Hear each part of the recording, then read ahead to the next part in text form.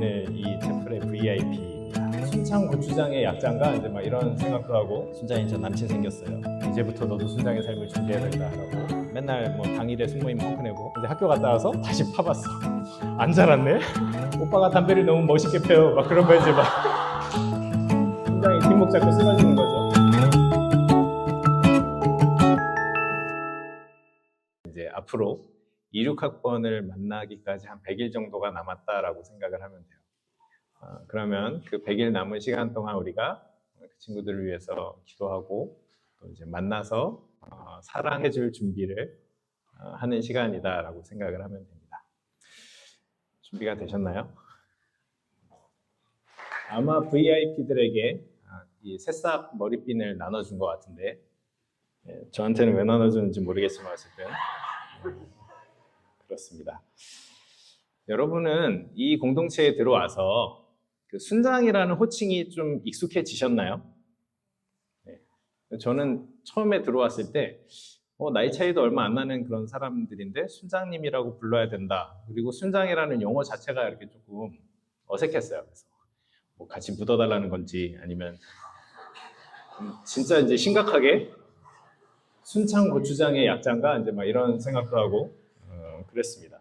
근데 이제 이 공동체에 자연스럽게 조금씩 스며들다 보니까 어느 순간 제가 저희 아빠 순장님을 향해서 순장님이라고 이렇게 부르는데 그 뭔가 이렇게 다 말로 표현하기 어려운 그 짠한 그러면서도 마음이 따뜻해지는 어떤 그런 감정이 그 순장이라는 단어 속에 이렇게 스며들어 있는 거를 좀 발견을 하게 됐어요. 그러면서 내가 이 공동체에 진짜 찐 가족이 이제 되었구나. 완전히 녹아들었구나. 이제 그런 생각을 그때부터 아마 했던 것 같습니다. 순장을 정의하고 순장에 대해서 설명하는 거는 뭐 순장 지침이나 슬로노트 찾아보시면 여러분들이 알 수가 있어요. 그냥 그거 찾아보시면 되는데. 근데 이제 순장이라는 그 호칭을 떠올렸을 때 느껴지는 감정과 정서와 이런 거는 사실은 머리가 아닌 마음으로 배우게 되죠. 저는 여러분들이 머리로만 아니라 그냥 이렇게 사전적인 정의로 순장을 이해하는 것이 아니라 마음으로 그렇게 순장의 삶을 느껴보고 경험해보면 참 좋겠다 싶습니다. 순장들, 여러분들이 경험한 순장님들은 어떤 분들인가요? 일단 순장들의 특징은 일단 그 순원들만 보면 눈이 하트가 되죠. 한없이 너그러워집니다. 뭐라도 챙겨주려고 이렇게 노력을 하죠. 분명히 국가에서 인정한 그 20대 성인들인데 무슨 신생아 다루듯이 이렇게 돌보고 품어주고 기다려줍니다. 근데 이제 계속 그렇게 하면 차라리 모르겠는데 한 학기 내내 그렇게 해주다가 2학기가 되면 갑자기 돌변해서 이제부터 너도 순장의 삶을 준비해야 된다라고 굉장히 부담스럽게 이야기를 합니다. 그래서 어쩌면 이제 2학기 때가 딱 이제 2학기가 시작하면서부터 이제 우리가 예비 순장이라는 용어를 쓰죠. 지난 학기까지 나는 그냥 사랑받는 순원이었는데 2학기가 되자마자 아무것도 묻지도 따지지도 않고 예비 순장님이라고 나를 불러주니까 얼마나 부담스럽습니까? 근데 이제 제일 억울한 사람은 2학기 때 들어온 사람들이에요. 난 아직 여기에 적응도 안 됐는데 갑자기 나한테 예비 순장이라 그러니까. 근데요, 이제 순장 우리가 이제 뭐 경험을 해봐서 알겠지만 공동체에 얼마나 오래 있었는지, 뭐 훈련을 얼마나 받았는지, 성경을 얼마나 많이 아는지, 뭐 얼마나 그 사교성이 좋아서 이제 대문자 뭐 이인지 뭐 이런 거랑 상관이 없죠. 순장이 되는 것은. 아주 소심한 순장도 있을 수 있고요.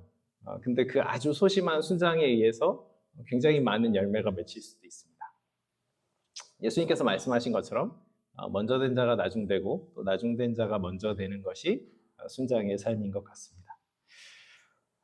그러니까 순장이 되는 것을 이렇게 너무 부담스러워하거나 두려워할 필요가 없다라는 얘기입니다. 나와는 상관없는 일이야 라고 이렇게 딱 이렇게 못을 박을 필요도 없습니다. 누구든지 주님이 부르시면 살 수 있는 삶이 이 순장의 삶이죠. 오늘은 강의는 아니지만 우리가 하나님 말씀을 통해서 우리를 순장의 삶으로 초대하시는 그 주님의 부르심을 한번 찾아보고 확인해 볼 수 있으면 좋겠습니다. 말씀을 같이 보겠습니다. 마가복음 4장 26절부터 29절입니다.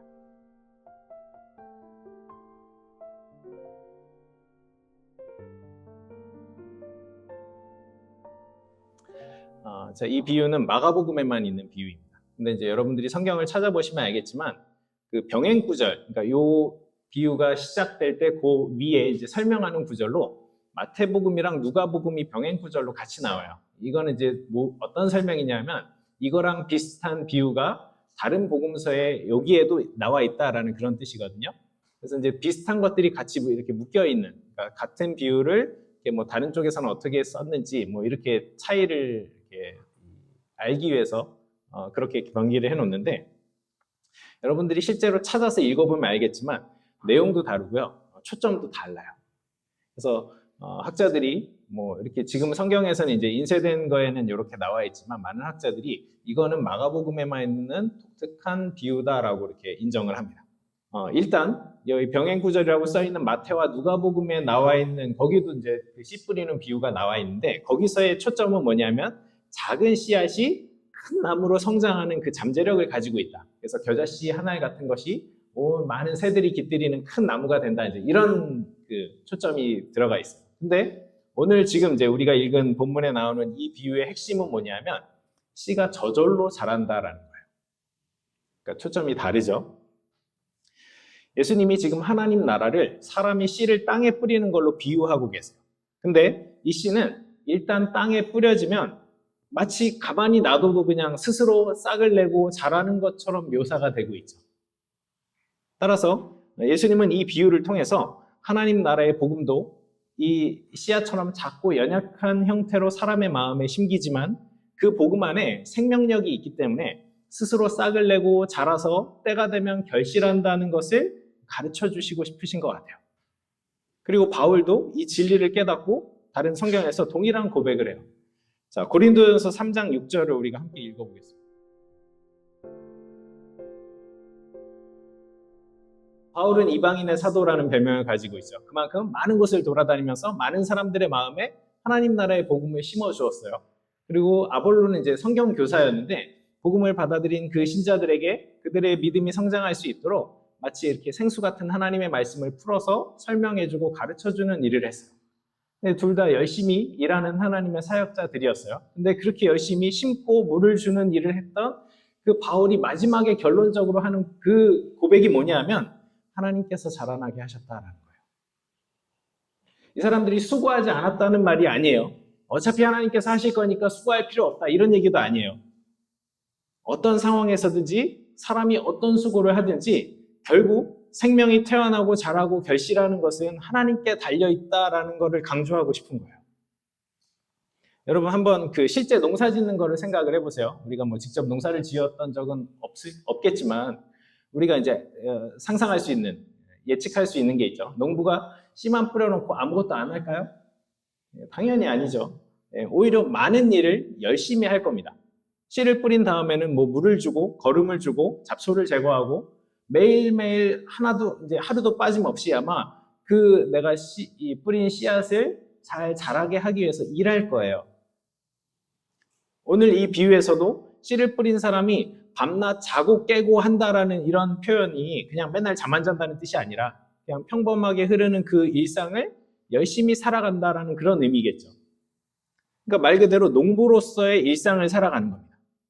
아침에 일어나서 밥을 먹고 밭에 나가서 일을 하고 점심 먹고 잠시 쉬다가 해가 너무 뜨거워지면 거기 그늘에서 낮잠도 자고 해가 좀 떨어지면 다시 일을 하다가 그러다 이제 더 어두워지면 이제 집에 와서 밥을 먹고 샤워하고 유튜브 릴스 좀 보다가 자는 거죠. 그럼 또 그 다음날 일어나면 또 이제 그런 일상을 살아가는 겁니다. 근데 그렇게 하루하루 시간이 지나는 동안에 농부가 밭에 뿌렸던 그 씨에서 싹이 돋아나더니 저절로 자라더라는 거예요. 어떻게 그렇게 되는지는 알 수가 없어요. 뭐 과학자들이 원리를 연구하고 분석할 수는 있겠지만 정작 그런 어떤 법칙과 원리가 그 씨앗에 적용되어서 실제로 자라는 것을 어떤 논리적으로 입증하거나 뭐 똑같이 그 씨앗을 만들어낼 수는 없죠. 이미 그렇게 설계되고 작동되는 그 자연의 법칙을 인간들이 나중에 이해한 것뿐이기 때문입니다. 그러니까 요약하자면 지금 땅에 심긴 씨가 싹을 내고 자라서 열매를 맺는 것은 농부가 지혜로워서도 아니고 농부의 어떤 노력이나 능력의 결실도 아니라는 거예요. 씨가 일단 땅에 심긴 다음부터는 사람이 직접 할 수 있는 게 없죠. 제가 옛날에 여러분 초등학교 때 그런 거 한 적 있었나요? 이렇게 강낭콩 이렇게 키우기 해가지고 뭐 물에다가 이렇게 뭐 솜 같은 거 이렇게 적셔가지고 싹이 나면 그 다음에 이제 흙에 이제 화분에 이렇게 묻어가지고 이렇게 뭐 자라는 거를 이렇게 관찰하는. 제가 이제 그 싹을 틔운 그 강낭콩을 화분에 심었어요. 그리고 그게 이제 기다리면 자란다길래 어린 마음에 이렇게 열심히 기다리고 하룻밤을 지냈어요.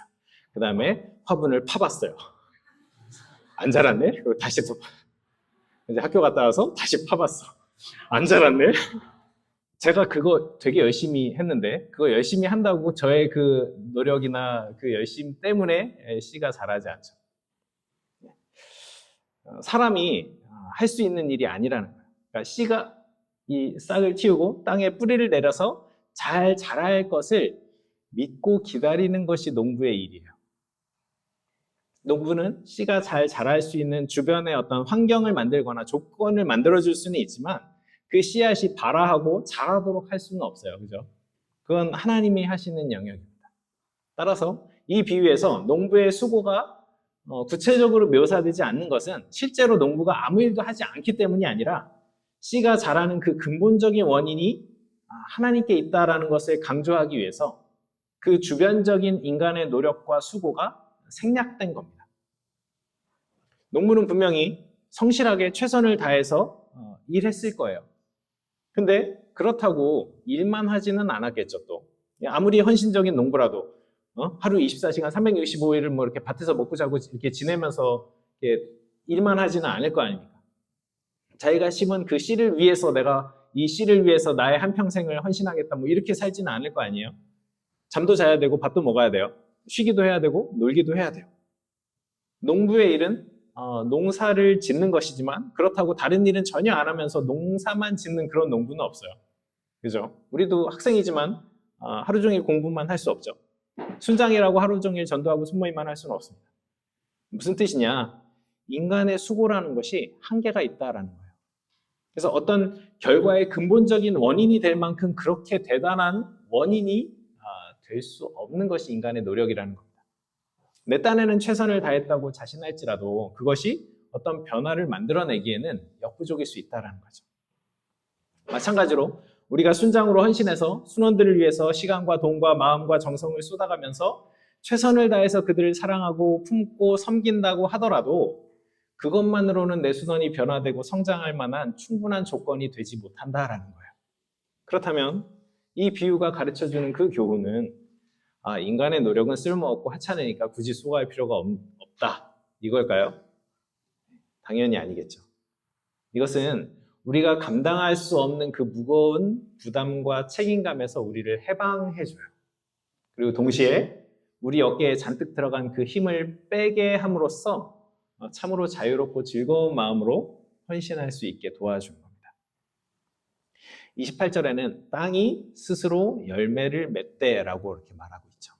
이 말은 한마디로 하나님께서 자라게 하시고 열매를 맺게 하신다라는 뜻이에요. 농부의 수고와 노력, 그가 하는 어떤 특정한 행동들이 씨를 자라게 하고 열매 맺게 하는 것이 아니라는 말이죠. 농부가 자는 동안에도 심지어 농부가 미련하고 게을러도 하나님은 일하신다라는 거예요. 근데 우리가 이러한 사실을 인정하지 않을 때 나의 노력으로만 혹은 나의 어떤 정성을 들이면 어떻게든 결과가 나올 거다라고 생각을 한다면 그런 우리에게 찾아오는 것이 자만과 낙심입니다. 왜 그러냐? 우리는 아주 작은 성공에도 너무 쉽게 교만해지죠. 다 내가 잘나서 그런 것 같죠. 나의 능력과 지혜와 나의 노력으로 그것을 이루어냈다고 착각하기 쉽습니다. 반대로 우리는 아주 작고 사소한 실패에도 너무 쉽게 좌절하고 낙심하죠. 그러니까 자만하는 것과 낙심하는 것 이렇게 표면적으로 보면 정반대의 극과 극의 어떤 그런 반응인 것 같지만 공통적으로 둘 다 결과에 대한 근본적인 원인이 나 자신에게 있다라는 공통점이 있어요. 이거는 책임감이나 어떤 성실함과는 좀 다른 층위에 있는 그런 문제입니다. 일종의 자의식 과잉의 결과라는 거죠. 근데 오늘 비유를 통해서 예수님은 하나님 나라를 위해서 수고하는 자들에게 인내를 가르쳐주고 싶으신 것 같아요. 여러분 그런 적 없나요? 때로는 내가 하는 사역이 이렇게 헛수고처럼 느껴지고 아무런 변화를 만들어내지 못한다고 이렇게 생각이 되어서 정말 이렇게 좀 낙심이 될 때가 있습니다.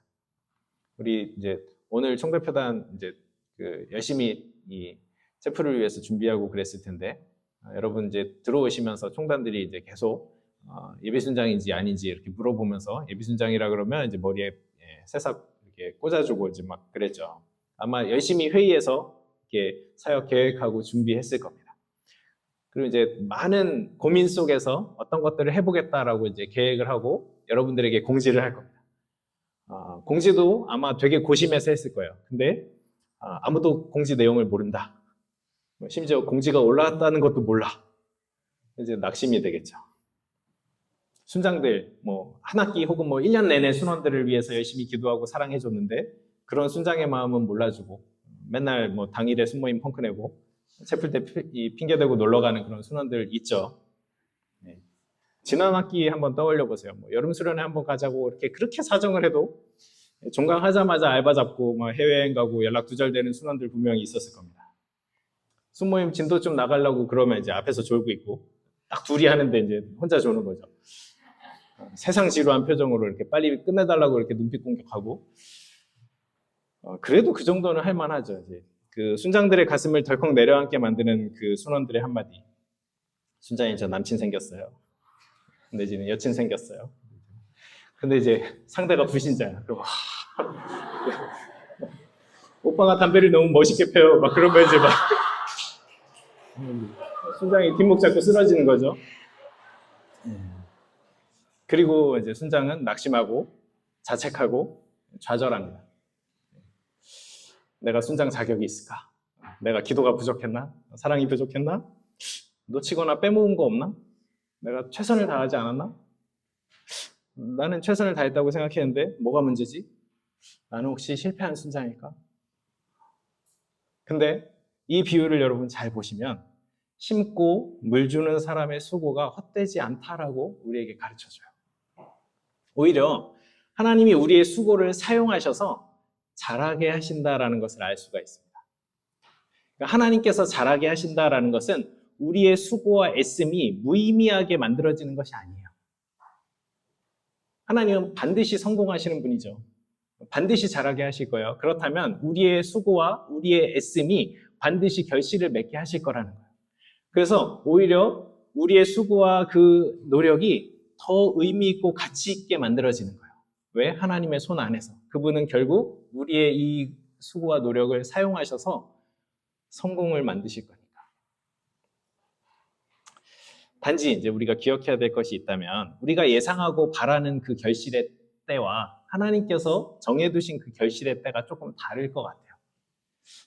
하나님은 우리보다 인내심이 더 많으신 것 같아요. 그래서 나는 지금 당장 뭔가 변화가 일어나야 되고 어떤 열매가 지금 맺혀야 될 것 같지만 하나님의 타이밍은 조금 더 멀리 있는 것 같기도 합니다. 우리가 그것을 기억할 수 있다면 마음의 평안을 얻을 수 있지 않을까. 당장 우리의 수고와 노력이 헛된 것처럼 느껴질 수 있어요.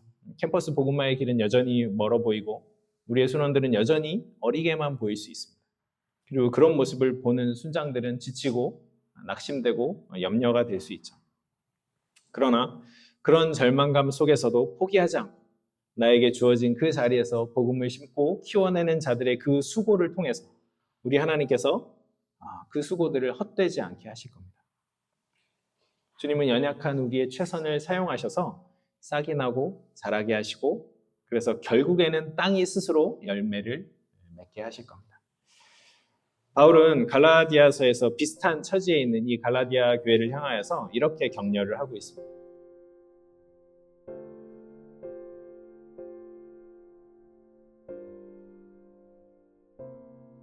때가 이르렀을 때 그 타이밍에 열매를 거두기 위해서 우리가 구분해야 될 건 사람이 할 수 있는 일과 할 수 없는 일을 구분하는 겁니다. 그래서 우리가 할 수 있는 일에 집중하고 할 수 없는 일은 하나님께 맡기는 거죠. 그게 현명한 겁니다. 우리가 할 수 있는 일은 뭘까요? 사람들에게 복음을 전하고 순원들을 사랑으로 양육하는 겁니다. 함께 말씀을 묵상하고 서로를 위해서 기도하고 공동체로 모여서 예배하고 함께 훈련받기를 힘쓰는 겁니다.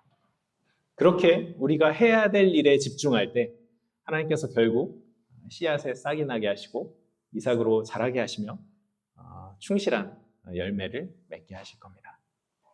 그리고 그때가 바로 씨를 뿌린 그 농부가 다시 등장하는 타이밍이죠. 이 농부는 씨앗이 곡식이 다 익으면 낫을 되어서 추수의 기쁨을 누립니다. 무르익은 어느새 나도 모르게 농부도 모르게 다 익어서 추수할 때가 된 그 곡식들을 바라보면서 어쩌면 농부는 이렇게 혼잣말로 중얼거릴지도 모르겠어요. 언제 이렇게 자랐지? 근데 우리 순장들도 나중에 순원들을 보면서 같은 말을 할 수가 있습니다. 얘가 언제 이렇게 자랐지? 어리게만 보이던 우리 순원들이 어느새 성숙한 모습으로 공동체의 든든한 기둥들이 될 겁니다. 학과마다 기도 모임이 생겨서 학과를 위한 기도가 심길 겁니다. 그리고 캠퍼스 복음화의 꿈을 꾸는 사람들이 하나 둘씩 점점 더 나타나게 될 겁니다. 한 가지 우리가 잊지 말아야 될 것은 씨에서 곧바로 열매가 나오는 건 아니라는 거죠. 28절을 보면 하나의 씨가 심겨서 완전한 열매를 맺기까지 여러 단계가 있다라는 것을 말하고 있죠. 처음에는 싹이요, 다음에는 이삭이요, 그 다음에는 이삭의 충실한 곡식이라. 하나의 씨가 하루아침에 갑자기 완전한 열매로 변환되지는 않습니다. 완전한 열매로 맺히기까지는 시간이 필요해요. 그것이 생명의 원리입니다. 그러므로 땅에 씨를 뿌린 농부는 이 씨가 열매로 맺히기까지 인내를 가지고 오래 기다려야 돼요. 그런데 이 씨에 생명이 있기 때문에 열매가 맺힐 것을 결국 언젠가는 열매가 맺힐 것이다라는 것을 의심하지 말고 끝까지 참고 기다리고 견뎌야 된다라는 것이죠. 그렇게 끝까지 참고 기다리는 자에게는 반드시 풍성한 추수의 기쁨이 있을 겁니다. 순장들도 마찬가지죠. 영혼의 성장 단계를 이해하면서 스스로 성숙한 인격과 신앙으로 자랄 뿐 아니라 순원이나 또 다른 누군가에게 그 인내의 과정을 전수해 줄 수 있어야 되겠죠. 말씀을 정리하겠습니다. 하나님은 우리에게 씨를 뿌리고 추수하는 그 영광스러운 역할을 맡겨주셨어요. 비록 이 역할은 수고하고 애써야 되는 자리이고 무엇보다 인내가 필요한 일이지만 그럼에도 이 자리로 우리를 부르시는 것은 분명한 은혜입니다. 씨를 뿌리고 열심히 일할 때 우리는 이 씨가 싹을 내고 자라는 것, 그 생명의 역사를 가장 가까이에서 볼 수 있는 특권을 가질 수 있죠. 한 영혼이 변화되는 것, 보통 이제 심리학에서는 사람이 20살 넘어가고 이제 성인이 되면 안 바뀐다 그러거든요. 근데 저는 이 삶을 살아가면서 대학생들인데도 불구하고 그들의 인생이 바뀌고 영혼이 바뀌고 인생이 바뀌는 것을 수도 없이 봤어요. 특권이죠. 결국 모든 씨는 하나님께서 키우신다라는 것을 증명해 줄 수 있는 증인들이 될 겁니다. 우리는. 결국 하나님이 하시더라라고 고백할 수 있는, 근데 내가 해보니까 알겠어. 내가 봤거든. 난 그 일의 증인이야. 하나님이 사람을 변화시키더라. 이건 아무나 말해줄 수 없는 거죠. 직접 보고 경험하고 가까이서 본 사람들이 말해줄 수 있는 겁니다. 그래서 하나님께서 열매 맺게 하는 것을 직접 우리가 하나님 대신 거두는 그 즐거움까지 우리가 함께 누리게 될 겁니다. 이 고되지만 복되고 영광스러운 그 역할을 보통 성경에서는 제자라고 말하고 CC에서는 순장이라고 부릅니다. 그리고 지금은 그런 순장으로 우리가 준비되는 과정이죠. 한번 조용히 여러분들 스스로 내가 이 공동체 안에서 어떤 삶을 살기를 주님이 바라실까를 한번 생각해 보시기 바랍니다. 강요하는 건 아니고요. 여러분 스스로 주님 앞에 한번 이렇게 묻고 답하는 그런 시간이 있으면 좋겠습니다. 혹시 지금 이 자리에 순장이 아닌 여러분들 중에 제가 부족한 걸 제가 알지만 그래도 주님이 이 순장의 삶으로 저를 부르신다면 부족한 저이지만 그런 저를 쓰시겠다고 하신다면 제가 기꺼이 순종하고 그 삶을 살겠습니다라고 혹시 마음으로 이렇게 결단하고 있는 사람들이 있다면 조용히 그 자리에서 한번 일어나 주시기 바랍니다. 뭐 눈치를 볼 필요는 없고요. 사실 쉽지 않은 일이기 때문에 분위기에 따라서 왠지 내가 일어나야 될 것 같아서 일어날 필요는 없습니다. 근데 아무에게나 주시는 마음은 또 아니에요. 나의 부족함을 주님이 아시는데도 불구하고 그런 나를 쓰시겠다고 하신다면 이 삶을, 이 작은 저의 삶을 주님께 한번 드려보겠습니다라는 고백이 우리 가운데 있는 사람들이 일어나면 되겠습니다. 또 혹시 여러분들 중에 저는 당장 순장으로 살겠다는 약속은 못 드리겠지만 주님 앞에 그래도 주님이 정말 저를 부르시는 것이 맞다면 주님께서 사용하실 수 있도록, 주님이 사용하실 만한 순장으로 그런 일꾼이 되도록 지금부터 한번 훈련 받아보고 준비해 보겠습니다라고 결단할 사람들 역시 일어나시기 바랍니다.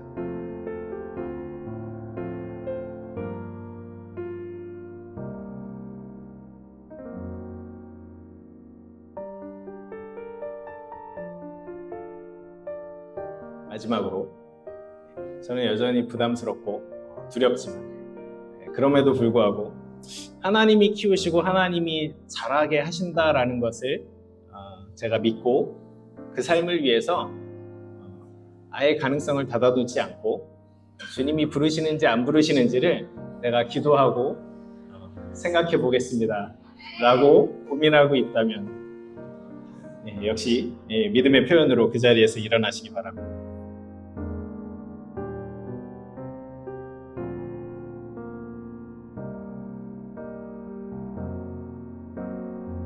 귀한 결단이죠.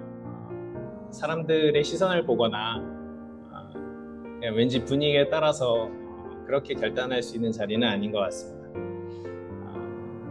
아마 가까이에서 본 사람들은 순장들이 어떻게 살고 있고 또 어떤 마음가짐으로 이 삶을 살고 있는지를 지켜봐 왔기 때문에 어쩌면 더 선뜻 결단하기가 쉽지 않을지도 모르겠습니다.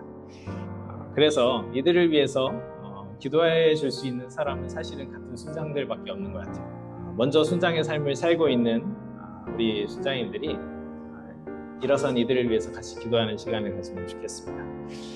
부족하고 연약한 자들의 충분하지 않은 그 수고와 노력이죠. 하나님이 그것을 헛되게 여기지 않으시고 귀하게 사용하셔서 친히 자라게 하시고 변화시키실 겁니다.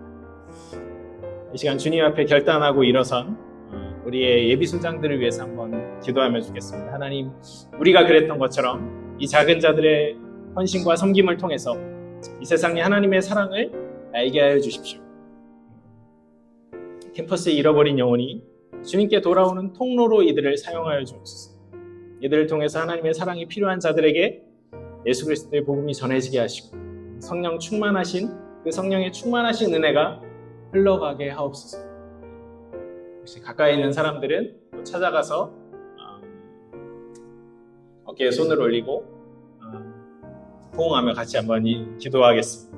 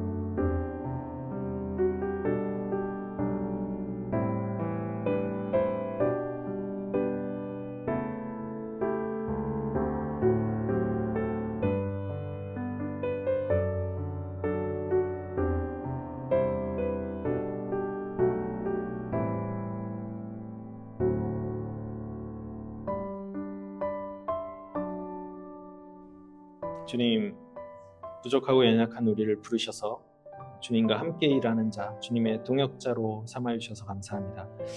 우리가 해야 할 일을 겸손하지만 충성되게 할 수 있도록 우리에게 인내와 끈기를 허락하여 주십시오. 변하지 않을 것 같은 사람들과 상황 속에서도 결코 실패하지 않으시는 하나님의 사랑을 끝까지 붙들고 우리에게 맡겨주신 한 영혼, 허락하신 캠퍼스를 깊이 사랑하고 품으며 씨를 뿌리고 거두는 일을 멈추지 않게 하여 주옵소서. 우리를 하나님의 일을 함께하는 동역자로 불러주신 그 주님의 은혜에 감격하며 이 모든 말씀 우리 구주 예수님의 이름으로 기도드립니다. 같이 나눈 말씀들을 이 시간 조용히 정리해보고 또 글로 표현하는 시간을 갖도록 하겠습니다.